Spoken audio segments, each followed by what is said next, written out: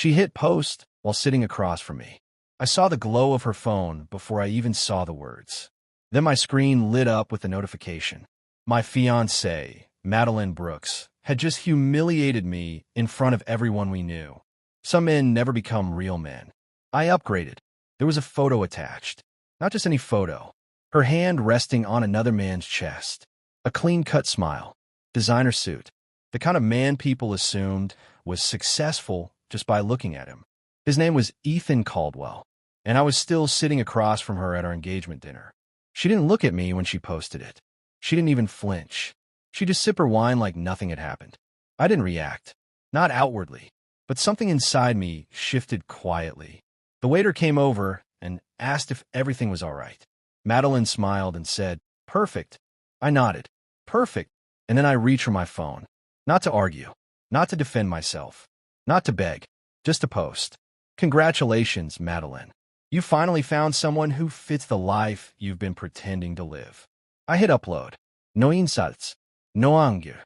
Just truth wrapped in calm. And for the first time that night, she looked at me. Really looked at me. Her smile faltered for a fraction of a second. That was enough. We met 3 years ago in Scottsdale. I was building something. Not flashy. Not loud. But real. A logistics company that started from a single leased van and a borrowed office space. Madeline didn't care about that back then. She liked the potential. She liked the ambition. She liked the version of me she could mold into something presentable. At least that's what I thought. Over time, things changed. Not overnight. Slowly. She started comparing. Subtly at first. "Do you think you'll ever move into something more high-end? You know, Ethan just bought a penthouse. Some men just know how to win early." She never said I wasn't enough. She just made it clear I wasn't impressive. And I stayed quiet. Because I believe in building quietly. Let me ask you something. If the person you loved started measuring your worth against someone else, would you fight harder or start walking away? I chose to stay. Not because I didn't see it, but because I believed she would. I believed she'd eventually understand that stability matters more than show. That respect matters more than image. I was wrong. Ethan wasn't new. He'd been around for months. Networking events. Private parties. The kind of places I didn't attend because I was working. She started going without me. She said it helps her grow socially. I didn't question it. Maybe I should have. The night she posted that story wasn't the first betrayal. It was just the loudest one. What she didn't know, what neither of them knew, was that I had already seen everything. 2 weeks earlier, a message that wasn't meant for me, a forwarded email, a financial document. Ethan's name was on it. So was mine. That was the moment everything changed. Not emotionally, strategically. Ethan Caldwell wasn't just some successful guy. He was trying to acquire smaller logistics companies. Mine included, but he wasn't planning to buy it fairly. He was planning to suffocate it first. Undercut pricing, block contracts, pressure suppliers, a slow collapse, and then a cheap acquisition. And Madeline knew, not everything, but enough. Enough to stay silent. Enough to benefit. That's when I stopped reacting like a fiancé and started thinking like a businessman. The deal he was preparing, I had already beaten him to it, quietly, while they were busy posting stories. I was signing contracts, securing exclusivity, locking in the very partnerships he thought he could take from me. So, when Madeline posted that line, she thought she had already won. She thought she had chosen the better future. But she didn't know the future had already been rewritten. The next morning, Ethan called me. Not casually, urgently. "Reed, we need to talk." His voice wasn't confident anymore. It was tight, controlled, threatened. I met him in his office. Top floor, glass walls, city view, the kind of place Madeline dreamed about. He didn't offer me a seat, so I didn't take one.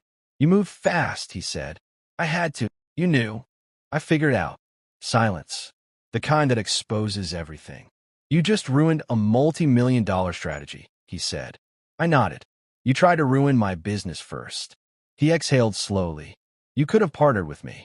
I shook my head. "No, you wanted control, not partnership." That was the moment the power shifted. Completely.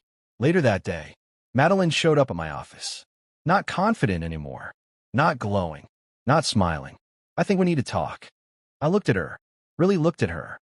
And for the first time, I didn't see my future.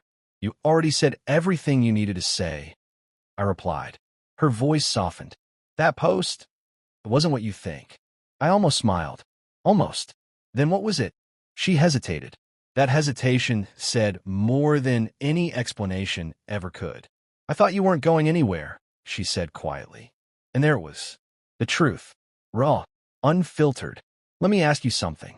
When someone only believes in you after you prove them wrong, is that love or just convenience? I was building, I said. You were waiting for proof, she replied. No, I corrected her. You were waiting for a better option. She didn't deny it. That hurt more than anything she could have said. I made a mistake, she whispered. I nodded. I know, and we can fix it. I shook my head. No, you can't fix something you never respected. Silence again, but this time it was final. I upgraded, she said quietly, almost defensively. I looked at her one last time. No, I said calmly. You switched sides before the game was over. She left without another word. That night, I made one final post. No anger, no revenge, just a photo. Me, standing in front of the new headquarters. Contract signed. Team behind me. Everything we built secured. Caption. Some people chase upgrades. Others build value. And that was it. No explanations. No drama. Just clarity. Because the truth is, winning doesn't always look loud. Sometimes, it just looks like moving forward without the people who doubted you. What's your personal reflection? If someone only chose you after seeing your success, would you give them another chance or walk away for good?